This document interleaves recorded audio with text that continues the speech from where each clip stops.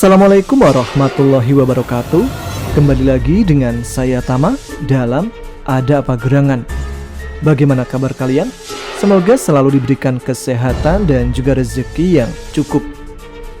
Kembali lagi dalam segmen Bukan Pendakian Biasa, di mana saya akan membacakan sebuah kisah pendakian yang mungkin bisa dibilang janggal dan aneh, yang pasti berbeda dari pendakian pada umumnya. Kali ini ada cerita yang dialami oleh Dante dan ke-12 temannya ketika mendaki ke Gunung Merbabu via Wekas, yang artinya lewat Kopeng ya. Mereka semua mendapatkan teror yang sangat intens dan terus-menerus tanpa tahu penyebabnya. Nah, seperti apa cerita lengkapnya? Teman-teman Ada Apa Gerangan? Ceritanya mulai dari sini.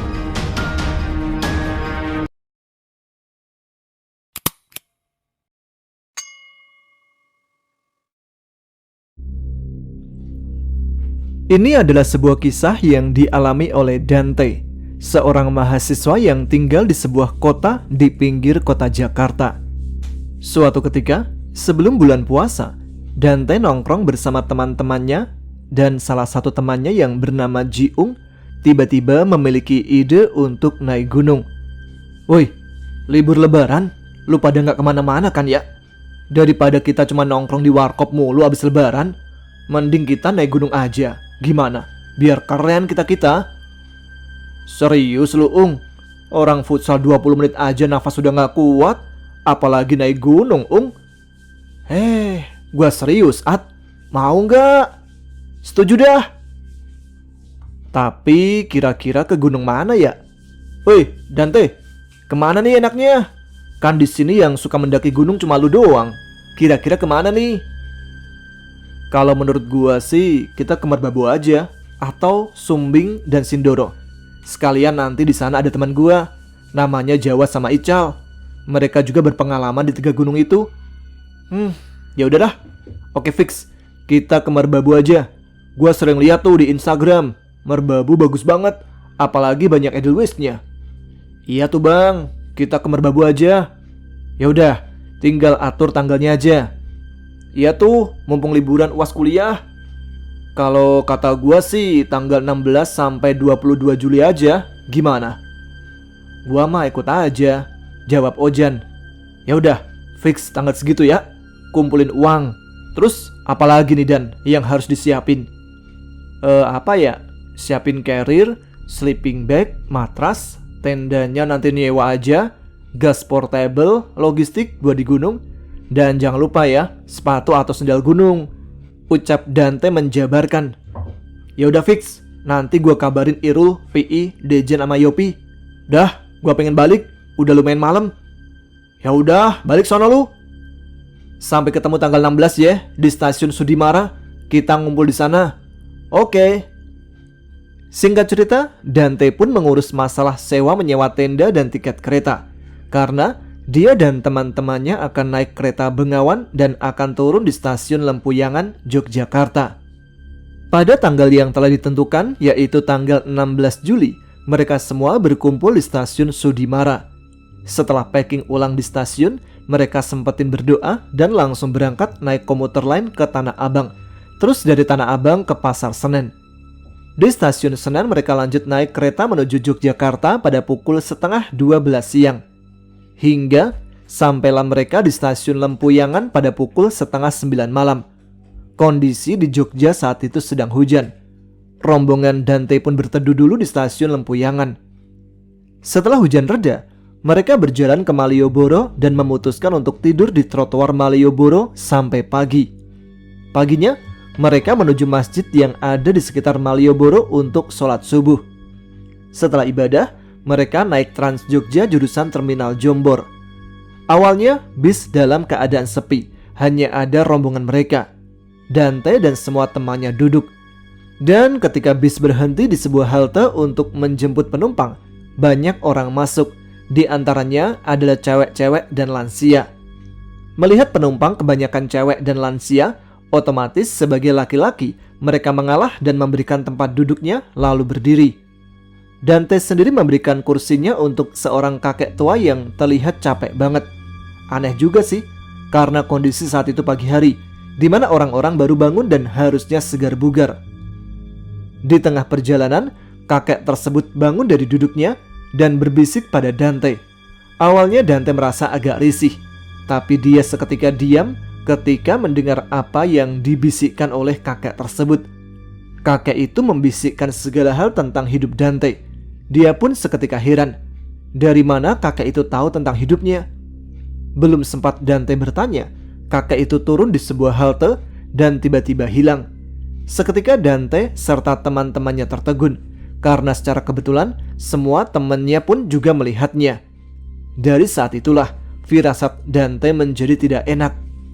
Salah satu teman Dante pun bertanya tentang apa yang sudah dibisikkan oleh kakek tersebut pada Dante. Namun Dante hanya diam tak menjawab. Kemudian dia malah berkata, "Kalau ada sesuatu yang ganjil di dalam perjalanan itu, lebih baik diceritakan ketika kita udah kembali ke rumah." Teman Dante yang mungkin paham apa maksudnya tidak lagi bertanya. Singkatnya, sampailah mereka di terminal Jombor pada pukul 8 pagi. Dari Jombor dilanjutkan naik bis jurusan Tidar, Magelang. Nah, di Tidar inilah tempat Dante janjian dengan temannya yang bernama Mas Ical dan Bang Jawa. Setelah bertemu dengan dua temannya tersebut, mereka lanjut perjalanan menuju Kopeng, Salatiga, dan turun di pintu pendakian Wekas sekitar jam 11 siang. Ketika turun, udara sejuk pegunungan seketika menyapa mereka. Di belakang mereka terlihat Gunung Andong dan Bukit Telomoyo. Di kejauhan terlihat Sumbing dan Sindoro menyembul di antara awan. Sedangkan di depan mereka telah terlihat gagahnya Gunung Merbabu. Namun tiba-tiba Jiung nyeletuk, "Wah gila, tinggi bener nih gunung. Mana ini pendakian pertama gua lagi."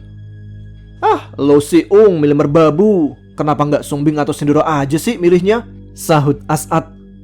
"Udah, jangan pada ngeluh. Kalau naik gunung ngeluh, itu nanti pas di pendakian malah dibuat susah sesuai apa yang kita keluhkan. Lagian ya, Merbabu, Sindoro, Sumbing itu tingginya hampir sama. Ya kalau lo mau yang nggak tinggi ya itu aja, gunungan pasir," jawab Dante menanggapi keluhan Jiung. "Betul itu, alam itu hidup. Apa yang kita sugestikan itu akan diwujudkan oleh alam," jawab Mas Ical. "Ya udah ayo, basecamp masih jauh ini. Mungkin sekitar 3 km atau 4 km lagi," ajak Bang Jawa untuk berjalan ke basecamp. Kemudian berjalanlah mereka menuju ke basecamp. Namun ketika melewati sebuah hutan pinus, Yopi, Irul dan Alvin yang berjalan paling belakang mendengar suara tangisan dari sebelah kanan. Padahal kanan jalan itu adalah jurang. Mendengar itu, mereka bertiga tiba-tiba lari dan bilang, "Dante, ini gunung angker ya?" kata Yopi spontan. "Walah, angker apanya Yop? Wong indah kayak gini kok. Lihat tuh pemandangannya," jawab Dante yang tidak terlalu menanggapi. "Serius teh? Tanya Irul sama Apin dah," sahut Yopi lagi. "Iya teh, gue denger suara-suara gitu. Ih, serem anjir," ungkap Irul membenarkan ucapan Yopi. "Pin, lu ngapa diem bae dah?" "Udah diem aja, jangan dibahas, gak usah suges," jawab Alpin yang berusaha tenang. "Udah gak apa-apa, jalan aja." Kali ini Mas Ical yang mencoba menenangkan. Sekitar 1 jam berjalan, akhirnya mereka pun tiba di base camp. Base camp Wekas ini berada di ketinggian 1900-an mdpl, yang mana berjalan ke base camp saja sudah menguras tenaga mereka. Sesampainya di base camp, mereka sholat zuhur, setelah itu pesan makanan dan istirahat. Mereka berencana untuk menginap semalam dulu di base camp sebelum melakukan pendakian esok hari.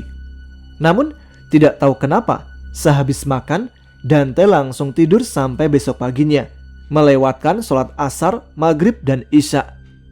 Baru ketika subuh dia terbangun dan melihat teman-temannya sedang tertidur pulas dan terlihat kedinginan.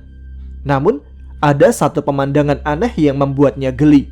Salah satu temannya yang bernama Ibad tidur sambil berdiri, yang membuat Dante ngakak. Segera dia membangunkan teman-temannya untuk sholat subuh dan packing ulang. Setelah sholat, mereka pun keluar untuk melihat pemandangan walaupun kondisinya masih agak gelap. Dan ketika mereka melihat ke atas, sekilas ada orang hitam yang terbang. Ibad Alpin dan Dejan yang memang penakut langsung masuk lagi ke base camp, sedangkan yang lain pada bengong. Untuk menenangkan teman-temannya, Dante lalu bilang, "Ini cuma ilusi optik mungkin, apalagi sinar matahari mulai nongol tuh." "Itu bukan ilusi optik teh, itu emang bener makhluk sini. Itu penghuni pos 1 bayangan." Ketika Dante mencoba mengalihkan, malah Mas Ical menjelaskan secara jujur apa yang dia ketahui. Dante jadi mikir, ini kenapa Mas Ical ngasih tahu di depan anak-anak sih? Pada nelan ludah jadinya kan? Lalu Bang Jawa nyambung, "Gak apa-apa kok, udah jangan dipikirin. Asal kalian gak macem-macem dan ganggu aja. Yowes yuk, masuk, kita packing ulang lagi." Dari sini Dante mulai merasa bahwa pendakian kali ini bakal lebih horor daripada pendakiannya ke Cikuray, di mana dia melihat seekor kuntilanak tanpa mulut di pos 6. Setelah packing ulang di dalam base camp, mereka pun bersiap memulai pendakian. Kira-kira jam 7:30 pagi mereka berkumpul di depan base camp untuk berdoa bersama. Setelah itu, mereka membagi posisi pendakian. Mas Ical dan Bang Jawa sebagai leader, karena merekalah yang hafal jalur. Sedangkan posisi Dante sebagai sweeper, karena bisa dibilang dia cukup berpengalaman dan paling kuat nafasnya. Dia nggak ngerokok seperti teman-teman yang lain. Di awal pendakian, jalurnya berupa susunan batu, melewati rumah-rumah warga. Lalu jalan sedikit menanjak sebelum masuk vegetasi. Saat nyaris masuk vegetasi, jalanan batu terputus, dan di ujung jalan terdapat suatu makam. Ketika sebagian rombongan terlihat pada Parno melihat ada makam, Mas Ical langsung mengingatkan, "Gak usah pada takut, orang cuma makam." "Wah mas, gua takut nih. Kok ada makam segala sih?" ujar Dejan. "Slow si Jan, niat bersihin. Entar kalau ngelihat keindahan nih gunung juga takutnya hilang. Nih filter sebatang," kata Yopi menenangkan Dejan. "Kuat nanjak sambil ngudut emang," sahut Dante. "Biar nggak takut dia." Tiba-tiba angin berdesir cukup kencang datang dari atas. "Ya udah ayo jalan, udah mendung tuh," ajak Bang Jawa. "Ya udah ayo," sahut Dante, walaupun dia merasa ada bayangan mengintip dari balik bangunan makam. Pendakian pun dimulai lagi. Sesampainya pada sebuah pipa yang mengalirkan air, rombongan berhenti untuk mengisi persediaan air mereka. Sekitar 15 menit mereka berhenti di sini, kemudian jalan lagi. Ketika perjalanan menuju pos 1, sudah mulai ada kejadian janggal. Dante dan rombongannya mendengar banyak suara-suara aneh yang bisa dipastikan bukan berasal dari suara hewan ataupun angin. Suaranya seperti suara obrolan orang-orang yang terasa dekat. Tapi saat sadar bahwa itu tidak wajar, suara itu perlahan menjauh. Tiba-tiba Mas Ical mengingatkan, "Jangan ngelamun, kiri jurang." Mas Ical bilang seperti itu supaya anak-anak tidak fokus dengan suara-suara aneh tersebut.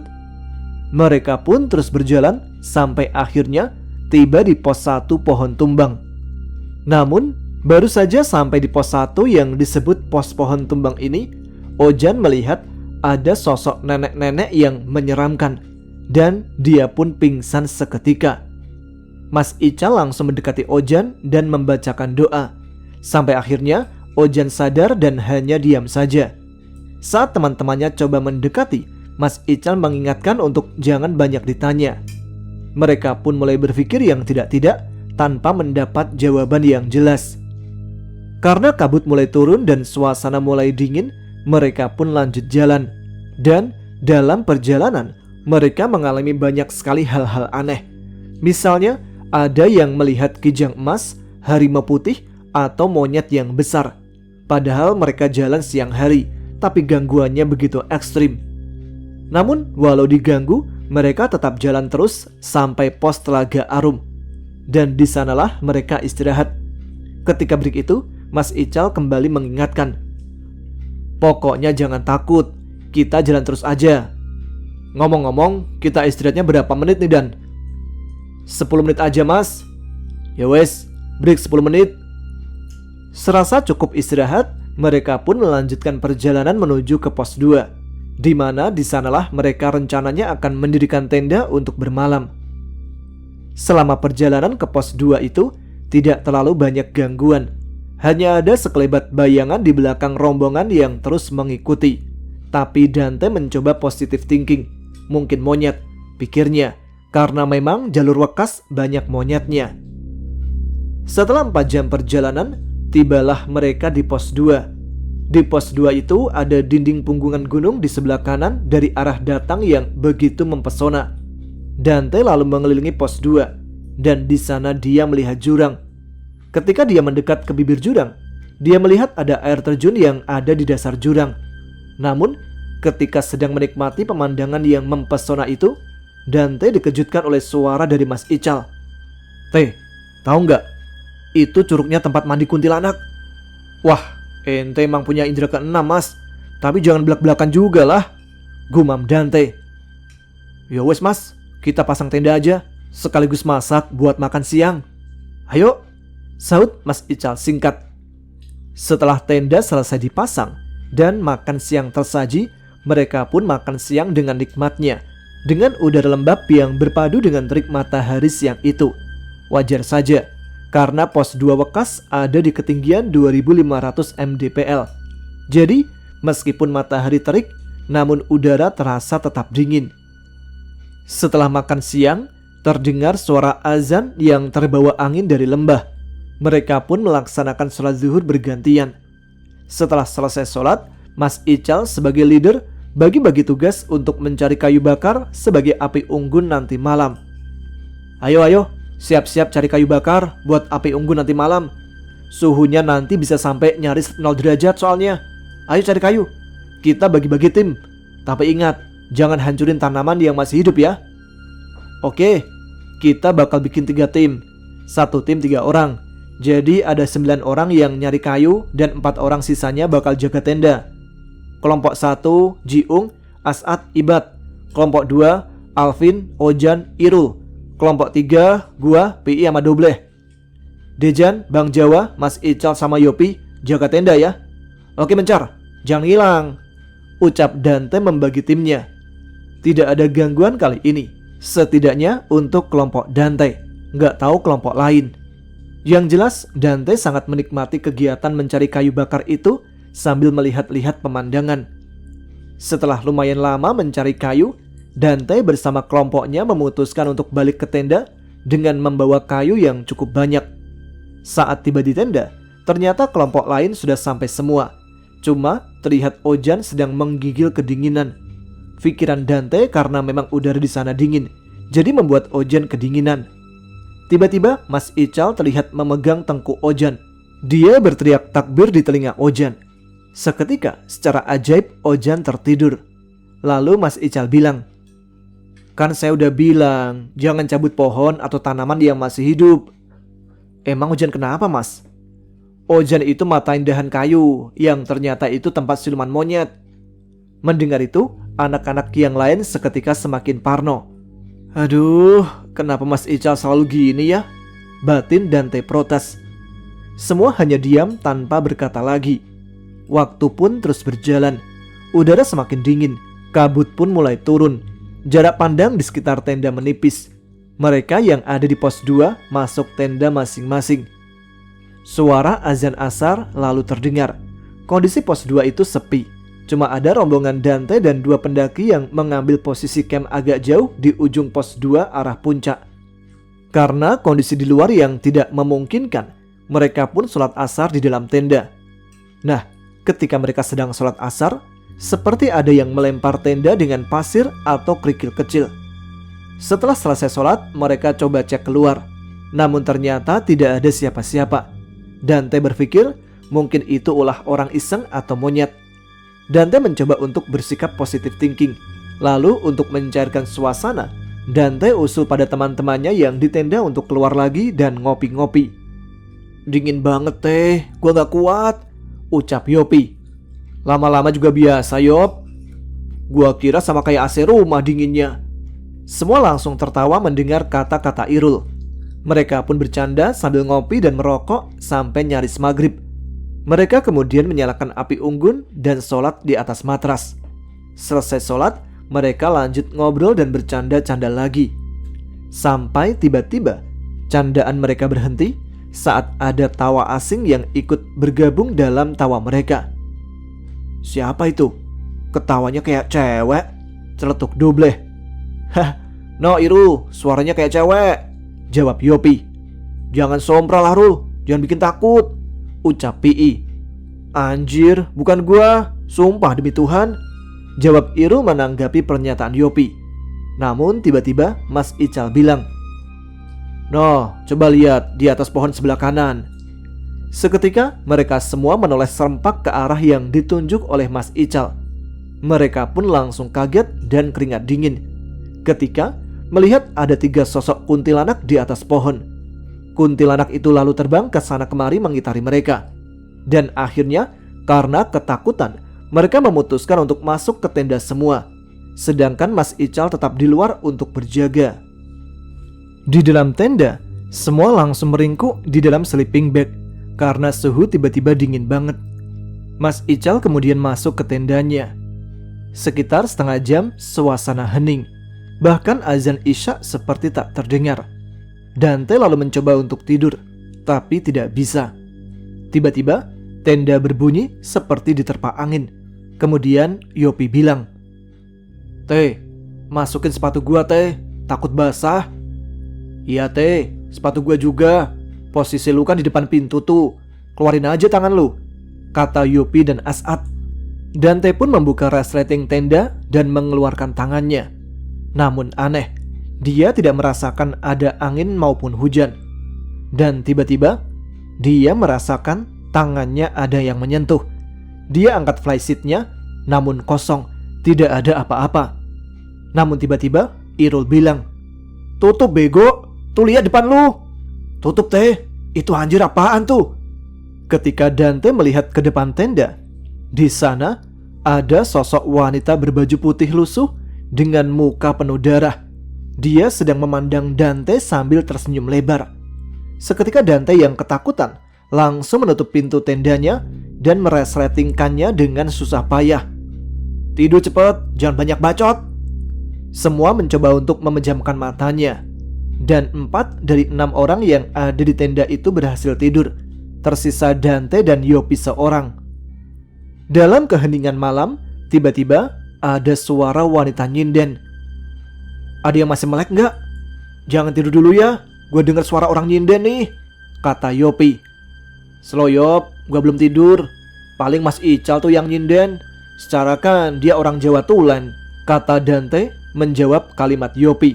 "Edah, coba lu denger yang bener. Ini mah suara cewek. Kalau tahu si Ical suaranya ngebas." "Pendaki lain kali baru nyampe terus nyinden." "Iya kali ya." "Edah, gue ngapa suges mulu sih?" "Ya udah lu tidur. Ntar jam 2 gue bangunin buat summit. Mau ngincer sunrise kan?" kata Dante kepada Yopi untuk menyuruhnya segera tidur. "Gak bisa tidur gua. Pertama kali ngeliat gitu-gituan, jadi kebayang wae." Selesai ngomong begitu, tiba-tiba belakang tenda mereka ada yang nimpuk, dilanjut suara langkah kaki di belakang tenda. Yang membuat aneh, karena di belakang tenda mereka merupakan semak belukar yang lumayan tebal yang tidak mungkin untuk dilewati orang. Suara langkah itu semakin mendekat ke tenda dan akhirnya berhenti tepat di depan tenda. Lalu terdengar suara jerigen air yang berbunyi, kemudian sunyi. Terlihat Yopi gemetar, sedangkan Dante memilih untuk menutup kepalanya memakai kupluk sleeping bag-nya. Dia mencoba tidur sambil berpikir, apa salah mereka sehingga diganggu oleh makhluk yang ada di sana. Dalam renungan itu, tiba-tiba terdengar suara tawa kuntilanak dari samping tenda. Dante pun menutup telinganya menggunakan tisu basah. "Bodoh amat lah," katanya. Tiba-tiba, bagian tenda tepat di belakang kepala Dante terdorong ke arah dalam. Dante yang merasa kesal menekan kembali dinding tenda keluar, tapi tidak ada benda apa-apa yang menekannya. Gangguan demi gangguan terus datang, namun sebatas suara-suara aneh dan tenda yang didorong-dorong. Dante mencoba acuh dan memasang alarm di HP-nya pukul 2 pagi. Saat itu, terpampang jam masih menunjukkan angka 11. Yopi juga sepertinya sudah tertidur. Dan tidak lama kemudian, Dante pun ikut tertidur. Bunyi alarm membangunkan Dante pada pukul 2 dini hari. Dingin, itulah yang pertama dirasakannya.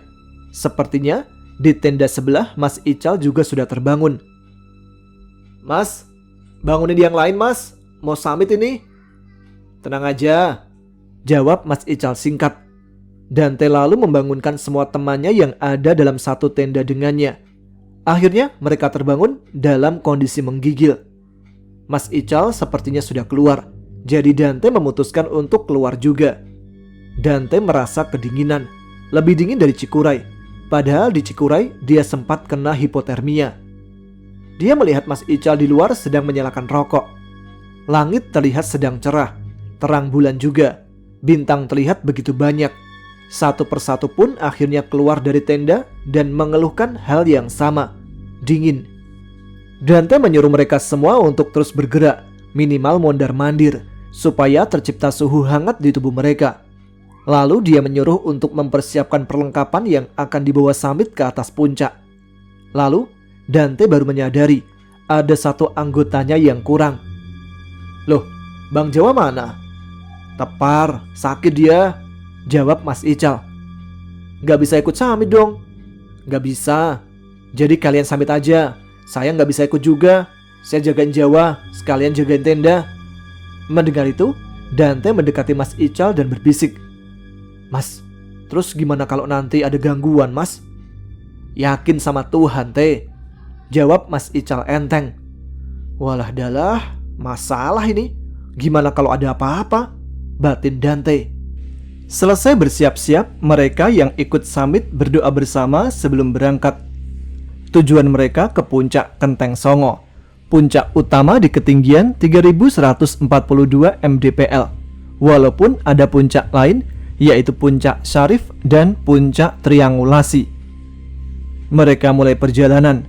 Karena nggak ada Mas Ical dan Bang Jawa, maka Dante lah yang memimpin pendakian mereka, sedangkan sweeper dipercayakan kepada Juing.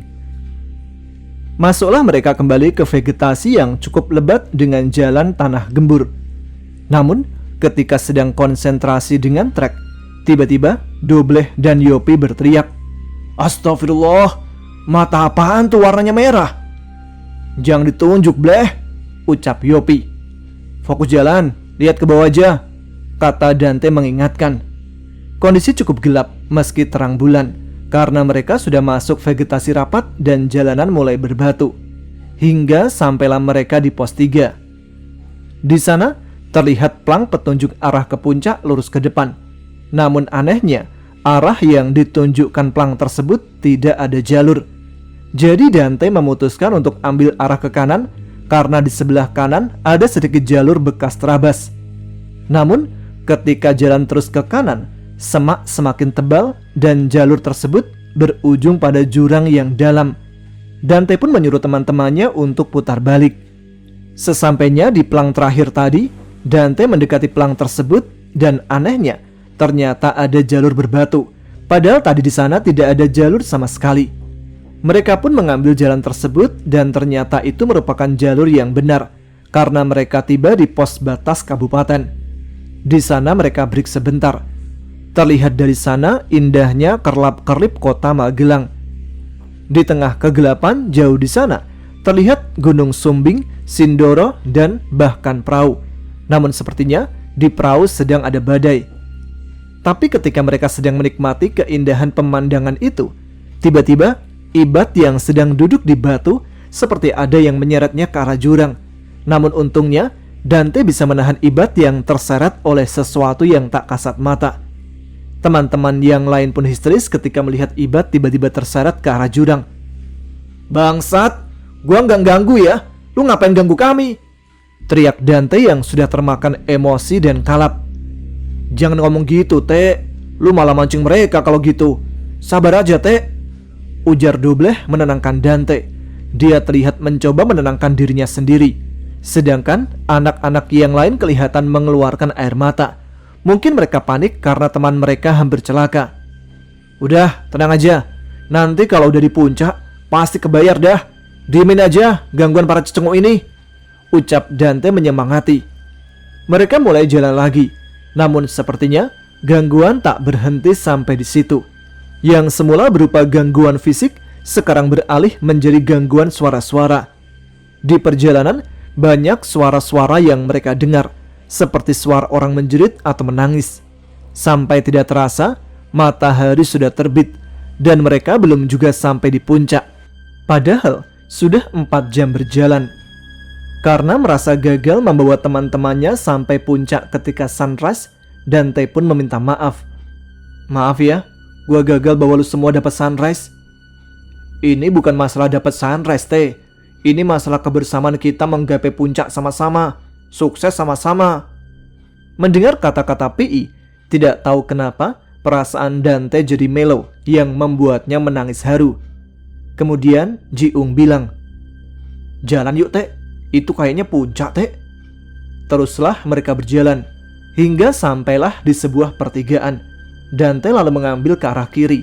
Terlihat di sana banyak bunga edelweiss. Dan akhirnya mereka malah sampai di puncak yang ternyata itu puncak Syarif. Sampai akhirnya semua pun menangis dan saling berpelukan. Bukan karena lebay atau apapun, tapi karena rasa persahabatan di antara mereka semua. Meski mereka hanya bisa sampai puncak Syarif. Di sana mereka foto-foto untuk mengabadikan momen. Pemandangan di Merbabu begitu indah. Merapi terlihat gagah di selatan. Di barat terlihat Sumbing dan Sindoro serta perahu yang menjulang. Bahkan Gunung Slamet mengintip di balik Sindoro. Air mata Dante pun menetes sampai tidak sadar kalau persediaan air mereka tidak cukup. Kampret banget emang. Gangguan astral hilang, gangguan logistik melanda. Terlihat teman-temannya pada kehausan dan kelaparan. Akhirnya Dante mencari pendaki lain untuk minta bantuan. Dan akhirnya dia pun bertemu dengan pendaki dari Trenggalek yang berjumlah 5 orang dan mendapat bantuan berupa 3 botol air minum dan 7 bungkus mie instan. Dante pun berterima kasih banget pada para pendaki tersebut dan mereka pun sempat foto bareng. Setelah menghabiskan waktu 3 jam di puncak, rombongan Dante memutuskan untuk turun. Di perjalanan turun, terlihat keindahan Merbabu. Ternyata di sisi kanan dan kiri ada kawah yang baru Dante sadari. Hingga sampailah mereka di pos 3, pos di mana mereka nyaris nyebur jurang gara-gara salah jalur. Ketika sampai di pos 3 itu, mereka melihat ada penampakan manusia berbulu hitam. Padahal kondisi sudah siang hari, tapi gangguan masih saja ada. Astagfirullah, siang-siang masih ada aja. Sial, jangan dilihat, ayo jalan. Gua nggak mau jalan paling belakang, kata Alvin. Iya, gua paling depan aja. Iya, gua jangan di belakang juga lah, ucap Irul. Ya udah, gua paling belakang. Ayo pada jalan bego, udah tahu begini malah diem baik, ucap Dante yang akhirnya mengalah dan berjalan paling belakang. Dia pun hanya bisa pasrah dan berharap pendakian cepat selesai. Mereka pun jalan lagi. Dante yang berjalan paling belakang iseng menengok ke belakang. Ternyata makhluk hitam di pos 3 tadi masih ada di tempatnya. Di perjalanan menuju tenda mereka, rombongan Dante ada yang menimpuk pakai tanah. Woi, lu kondisi begini masih aja sempat-sempatnya bercanda ya? Main timpuk-timpukan tanah segala lagi. Pasti Dante nih, kan dia di belakang, ucap Dejan. Bukan gua, astagfirullah, gua jalan terus kok, gak sempat ngambil tanah, bela Dante yang memang tidak melakukannya. Namun tiba-tiba ada suara geraman yang mereka dengar. Anjir, suara apaan tuh? Tanya Pi. Woi, lari, ucap Dante dari belakang. Padahal dia tidak tahu ada apa di sana, walau akhirnya ada yang terpleset ketika berlari. Setelah mereka hampir sampai di pos 2, mereka berhenti sambil ngos-ngosan. Lu emang lihat apaan, Teh? Sampai nyuruh lari? Tanya Ji-ung sambil ngos-ngosan. Gua nggak lihat apa-apaan sih, cuman gua bosan aja diganggu terus, jawab Dante enteng. Kampret, mana gua kepleset lagi, saut Pi. Ya udah yuk ke tenda aja, ajak Dante untuk jalan lagi menuju ke tenda yang sudah dekat. Ketika sampai di tenda, terlihat Mas Ical sedang masak, sedangkan Bang Jawa sedang minum kopi. Sepertinya kondisinya sudah membaik. Baru saja Dante dan rombongannya tiba di depan Mas Ical langsung ngomong. Diganggu terus ya kalian? Wah, sampai gila gua, Cal, ucap Dobleh. Lain kali gua nggak mau ikut dah kalau ke gunung yang angker, ucap Yopi. Edah, ini gunung gak ada riwayat angker-angkernya sama sekali, sahut Dante. Masih kuat muncak lagi nggak? Nanti sore jam 3-an kita ke Kenteng Songo, Mas Ical menawarkan. Tenaganya mah kuat, Mas, tapi nggak kuat gangguannya. Harus dikuatin, Teh. Untuk menggapai puncak, rintangan apapun itu harus bisa kamu lewati. Dante pun membenarkan apa kata Mas Ical. Memang banyak hal yang bisa kita ambil dari naik gunung, terutama tentang menggapai puncak. Menggapai puncak karir dalam hidup sama seperti menggapai puncak saat naik gunung. Capek sih emang, tapi kebayar ketika kita sudah menggapainya. Oh iya, Mas, jerigen air yang semalam mana, Mas? Tanya Dante kepikiran air. Jerigen yang semalam itu diminum genderuwo, ucap Mas Ical enteng. Kenapa sih mereka ganggu kita terus, Mas? Aneh. Lagian kalau mau minum, di situ kan ada air dari pipa, Mas. Saya juga lagi nyari tahu, Teh, penyebab kenapa kalian diganggu. Singkatnya, makanan telah siap. Pagi menjelang siang itu, mereka makan dengan nasi, abon, sosis, dan nugget. Semua makan bagaikan predator yang bertemu dengan mangsanya. Namun, ketika sedang asik makan, tiba-tiba ada satu tenda yang rubuh. Udah gak apa-apa, ntar bisa dibangun lagi tendanya, kata Mas Ical. Tapi Dante yang terlihat kesal langsung mendekati tenda tersebut dan mendirikannya lagi. Setelah tenda selesai didirikan, Dante masuk tenda dan tiduran. Dia terus memikirkan apa yang dialaminya, kenapa gangguan begitu intens menimpanya dan rekan-rekannya. Dan tiba-tiba ada bau busuk yang menyeruak. Teh, keluar dari tenda, Teh, teriak Mas Ical dari luar tenda. Dante yang langsung sadar ada yang tidak beres. Ketika dia melihat ada sosok kuntilanak di dekatnya, dia pun langsung emosi. Setan sialan lu ya. Dia ambil sleeping bag Yopi dan dilemparkan ke arah makhluk itu. Walaupun dia sempat terpana oleh wajahnya yang hancur banget, posisi matanya yang tidak normal, mulutnya yang lebar banget, dan keluar darah dari hidungnya. Dante lalu lari keluar tenda. Lalu Mas Ical bilang, usahain bareng-bareng terus, Teh. Dante pun diam aja mendengar nasihat dari Mas Ical. Dia sudah muak dan pengen segera balik ke Jakarta. Di saat seperti itu, tiba-tiba Ojan pingsan lagi. Semua pun panik dan bingung. Kenapa Ojan pingsan terus? Ada apa dengan Ojan? Dia kenapa ya, Cal? Tanya Yopi ke Mas Ical. Kok dia mulu yang pingsan? Tambah Jiung. Emangnya lu mau jadi yang pingsan, Ung? Tanya Dante spontan. Lu mah doanya gitu, Teh. Kayaknya saya tahu nih, gumam Mas Ical. Apaan, Cal?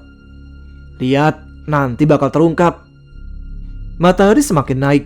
Dante terlihat berinisiatif untuk masak makan siang. Tidak lama kemudian, Ojan tersadar setelah dirawat oleh Mas Ical dari tadi. Setelah masakan siap, semuanya disuruh Dante untuk makan siang dulu. Dengan lahap mereka pun makan. Pasti pernah dengar istilah naik gunung membuat lu tahu sifat teman lu. Kelihatan semua sikapnya, terutama yang egois. Setelahnya, mereka habiskan waktu dengan ngobrol-ngobrol, sholat zuhur, dan lanjut membahas tentang muncak lagi. Gimana? Mau muncak lagi nggak nanti jam 3? Tanya Mas Ical.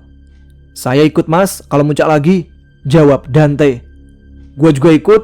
Tadi pagi gak dapat puncak gua, kan gua tepar, saut Bang Jawa. Iya, gua ikut juga. Gua gak ikut dah, fisik gua gak kuat. Gak ikut juga gua, lu kan tahu gua gak kuat dingin. Untung aja tadi pagi pas summit gua double 3 semuanya, kata PI dan Yopi yang menyatakan ketidaksanggupannya kalau harus muncak lagi. Dan pada akhirnya, semua memutuskan untuk ke puncak kecuali PI dan Yopi. Dalam hati, Dante hanya tertawa melihat PI dan Yopi yang tidak ikut muncak. Emangnya mereka nggak takut apa? Cuman berdua aja di tenda? Udah tahu serem. Kalau tadi Mas Ical berani berdua sama Bang Jawa sih, karena emang Mas Ical ada basicnya. Lah mereka nggak sadar kali tuh. Biarin dah, tarik gangguin juga kicap, batin Dante. Ya udah, siapin peralatan summit. Teh, bawa kompornya ya, perintah Mas Ical. Oke mas. Dante pun membawa carrier untuk kompor dan logistik, takut kekurangan air seperti tadi pagi. Singkat cerita, jam 3 sore mereka pun berangkat ke puncak lagi seperti rencana. Yowes, kita berangkat sekarang. Oke, doa dulu. Mereka semua berdoa bersama sebelum melakukan perjalanan ke puncak untuk yang kedua kali. Kali ini ada Mas Ical yang ikut. Diharapkan gangguan dalam perjalanan tidak se-ekstrim tadi pagi. Kali ini mereka berjumlah 11 orang, meninggalkan Yopi dan PI berada di tenda. Posisi leader kembali diisi oleh Mas Ical dan sweeper diisi oleh Dante lagi. Perjalanan naik di siang hari terasa sangat cepat, dan di perjalanan cuma ada sedikit gangguan, seperti timpukan tanah dan tiupan-tiupan di kuping. Namun itu tidak terlalu mengganggu mereka karena coba untuk tidak dihiraukan. Namun tiba-tiba tas carrier yang Dante bawa menjadi berat. Mungkin gua kecapean kali ya bawa carrier, pikir Dante. Ras mas sebentar, capek rasanya mas. Dante minta istirahat. Wah, di atas carrier kamu ditumpangi teh, ucap Mas Ical. Ajaib banget. Tiba-tiba tas carrier Dante menjadi enteng ketika Mas Ical komat kamit. Bang Jawa, bawa carrier bang, kata Dante minta gantian untuk membawa tas carriernya, karena dia takut ditempelin jin yang biasanya cuma numpang di tas. Mereka pun melanjutkan perjalanan, hingga tak terasa sudah sampai di pertigaan dekat puncak. Mereka lalu ambil arah ke kanan, arah ke Kenteng Songo, memutari sebuah bukit dan sabana yang indah. Tapi mereka harus melewati jembatan setan sebelum sampai di Kenteng Songo. Dan setelah melewati jembatan setan, sampailah mereka di puncak Kenteng Songo. Semua menangis karena haru, kecuali Mas Ical dan Bang Jawa yang sudah sering ke sana. Mereka foto-foto dan menikmati indahnya lautan awan sambil minum kopi. Setelah menghabiskan waktu sekitar 1 jam di puncak, mereka memutuskan untuk turun, karena waktu juga sudah menunjukkan pukul 6 sore. Kondisi berkabut tebal dan sedikit gelap. Awalnya mereka merasa tenang karena ada Mas Ical bersama mereka. Namun tetap saja ada gangguan. Dante yang berjalan paling belakang melihat ada sesuatu yang lewat di dalam kabut dengan cepat. Sosok hitam dan besar, namun coba dia abaikan. Hari sudah gelap dan gangguan terus datang. Mas Ical, berhitung, ucap Dante yang berada di belakang. Dihitunglah 1, 2, 3 sampai 11. Namun ketika sudah 11, ada suara lirih yang menyaut 12. Padahal jumlah mereka hanya ada 11. Setan ala sialan, ucap Dante. Jangan lancang teh, peringatan dari Mas Ical. Iya mas, maaf. Mereka jalan terus hingga sampai di pos batas kabupaten. Di sana Dante melihat ada api. Mas, itu api bukan? Tanya Dante. Iya kayaknya, jawab Mas Ical santai. Apinya jalan.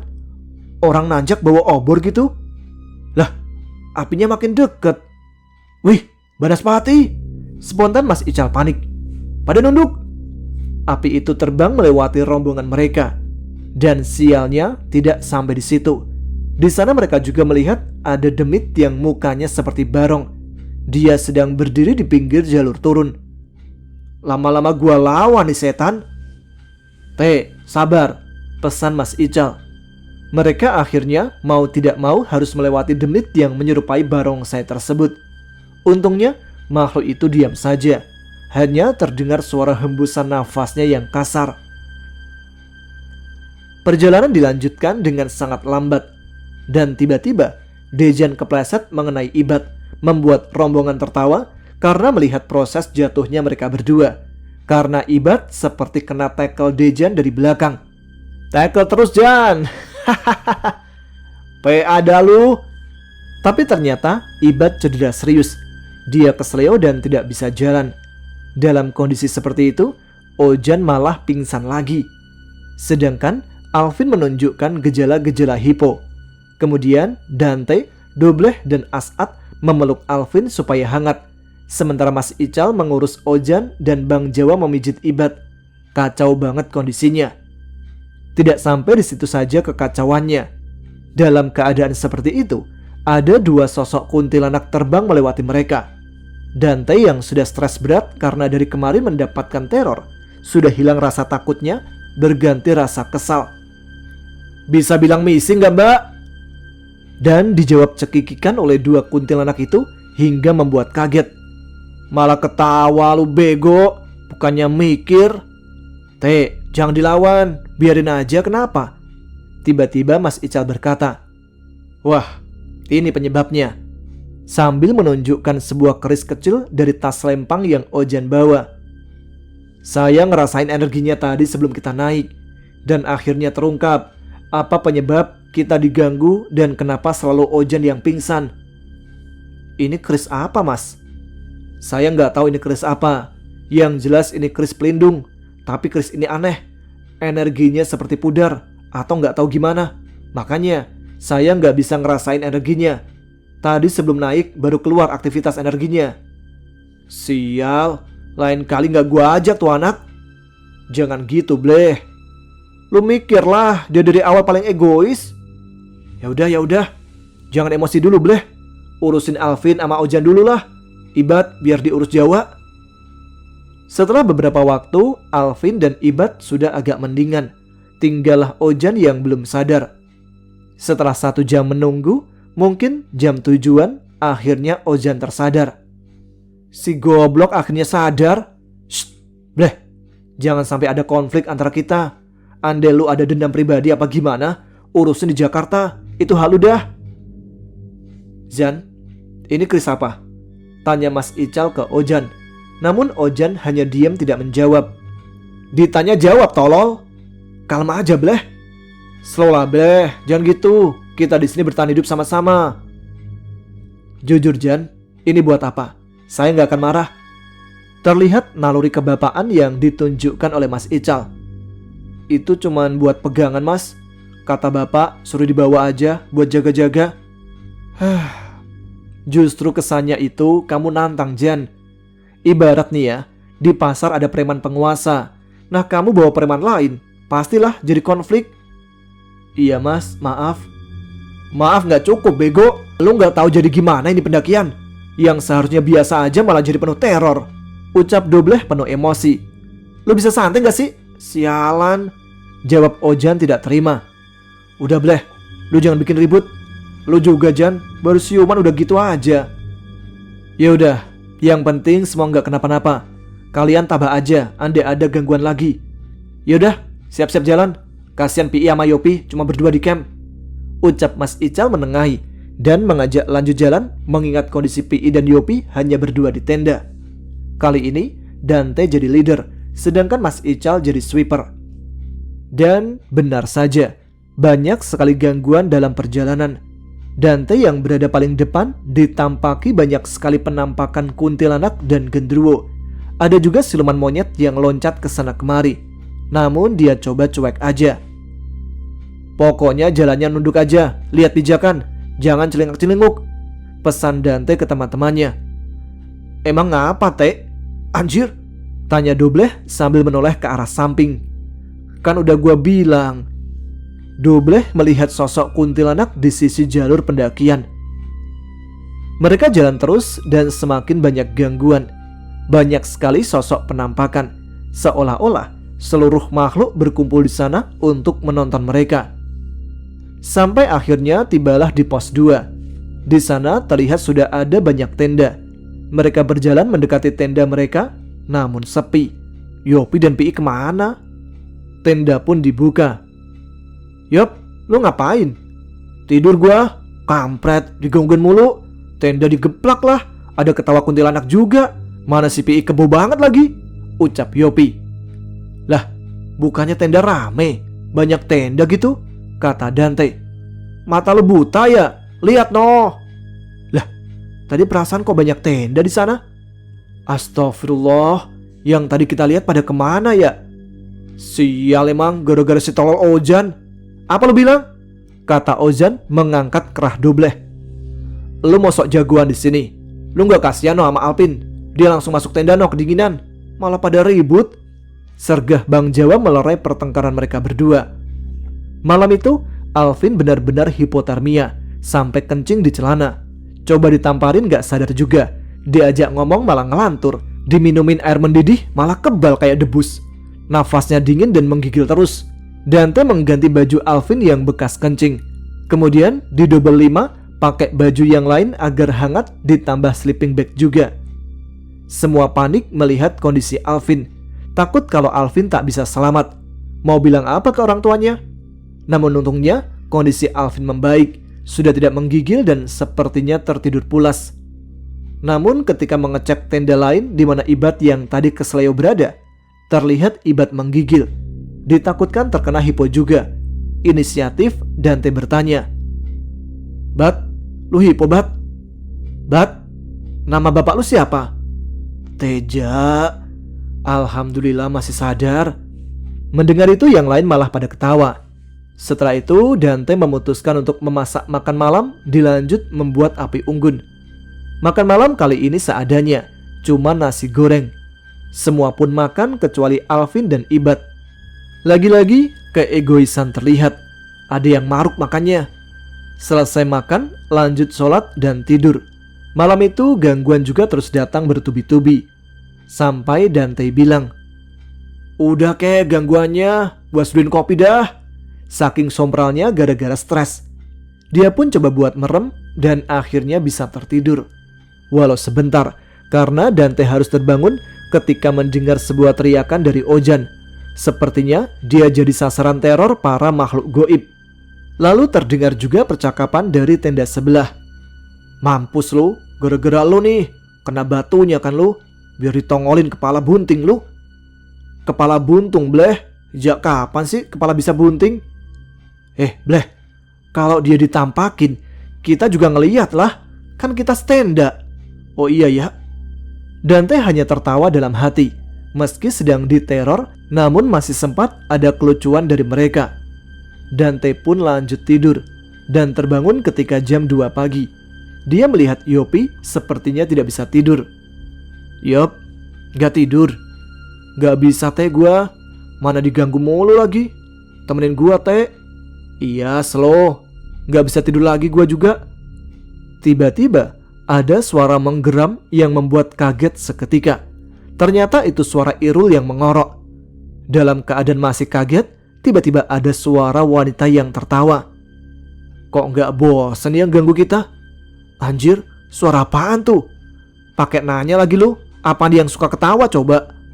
Bodoh ah." Tiba-tiba terdengar suara berdentum, yang ternyata itu bunyi tenda sebelah yang rubuh. "Weh bangun, ini tenda rubuh," teriak Dobleh. "Yowes, ayo keluar," kata Mas Ical. Dante dan Yopi yang beda tenda juga keluar untuk melihat sekaligus membantu. Dia ambil senter lalu diarahkan ke tenda yang rubuh. Namun anehnya, frame-nya tidak tercabut. Tidak mungkin angin yang melakukan ini, karena frame-nya tertancap dalam banget.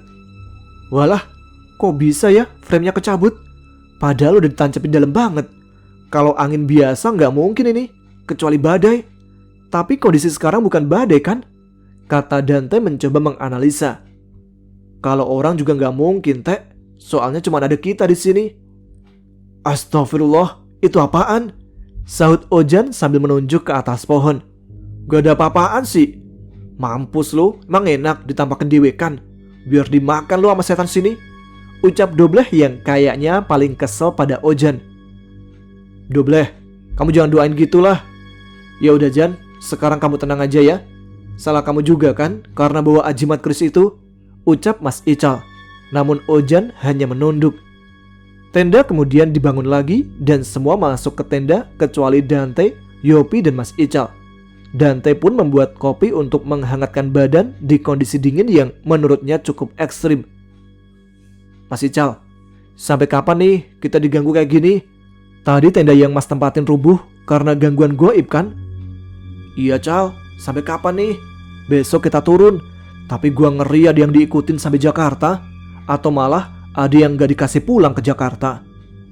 "Udah, tenang aja. Paling kita cuma diganggu sampai base camp. Mereka penunggu asli sini. Gak mungkin mereka ngikut sampai Jakarta. Males kali mereka sampai sana." "Ya udahlah, gua masuk tenda ya. Gua gak kuat dingin banget." Tersisa Dante dan Mas Ical setelah Yopi masuk tenda. "Dante, kamu ketemu sama seorang kakek ya di Jogja?"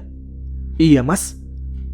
"Dia itu leluhurmu, kerabat dari Pangeran Diponegoro. Kamu itu ada hubungan darah dengan Gusti Pangeran.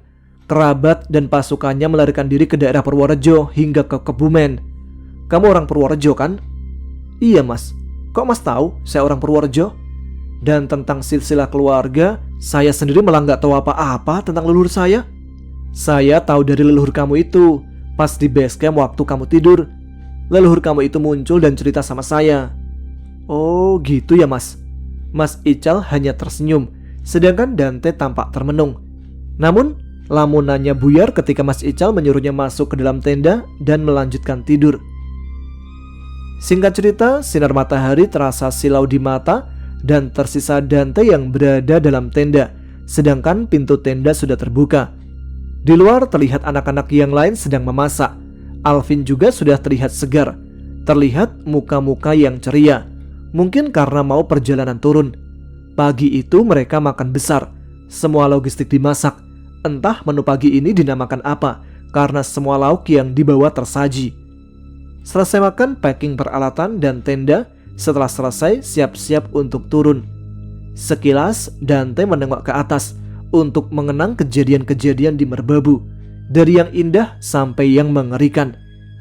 Doa dipimpin oleh Dante dan akhirnya mereka pun turun setelah selesai berdoa. Di perjalanan turun tidak ada gangguan-gangguan yang ekstrim. Hanya ada panggilan-panggilan seperti memanggil nama mereka. Namun mereka acuh tak acuh dan tetap jalan. Hingga akhirnya mereka sampai di base camp dan istirahat selama 3 jam. Lalu nyarter losbak warga buat nganterin sampai Terminal Tidar. Di Terminal Tidar, Mas Ical dan Bang Jawa memutuskan untuk memisahkan diri karena mereka berdomisili di Magelang. Setelah itu, rombongan Dante naik bis Ramayana lagi jurusan Terminal Jombor. Dante memilih duduk sendirian. Dia pun terlelap beberapa saat di bis. Dan ketika bangun, di sampingnya sudah ada kakek-kakek yang kata Mas Ical merupakan leluhurnya. Dia ngomong pakai bahasa Jawa yang artinya, "Kamu sudah tahu siapa saya, bukan? Saya leluhurmu. Tapi itu tidak penting. Yang terpenting adalah kamu dapat banyak wejangan dari perjalanan kamu. Jangan pernah takut untuk melakukan perjalanan untuk mencari tahu siapa dirimu sebenarnya.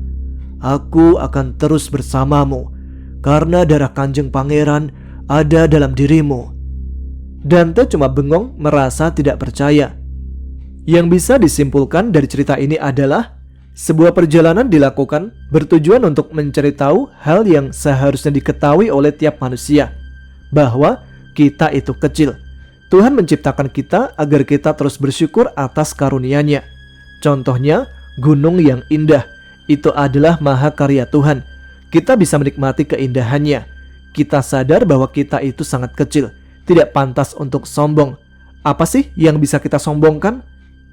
Tujuan dari sebuah perjalanan adalah pulang ke rumah. Jangan pernah takut untuk menjelajah, karena alam itu seperti ibu. Dia adalah pelarian terbaik ketika kita membutuhkan semangat baru. Alam bagaikan guru, mengajari kita banyak hal tentang kehidupan, dan alam selalu mengerti apa yang kita butuhkan. Kalau kalian berada di alam dan merasa hilang, itu karena kalian tidak mengenal ibu kalian sendiri. Kalian sendirilah yang mengasingkan diri dari alam sehingga lupa pada ibu pertiwi.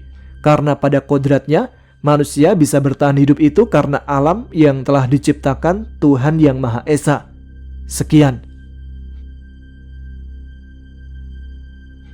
Baiklah, itu dia cerita mistis yang dialami oleh Dante dan 12 orang temannya yang ternyata disebabkan oleh ulah salah seorang temannya yang membawa keris jimat dari orang tuanya.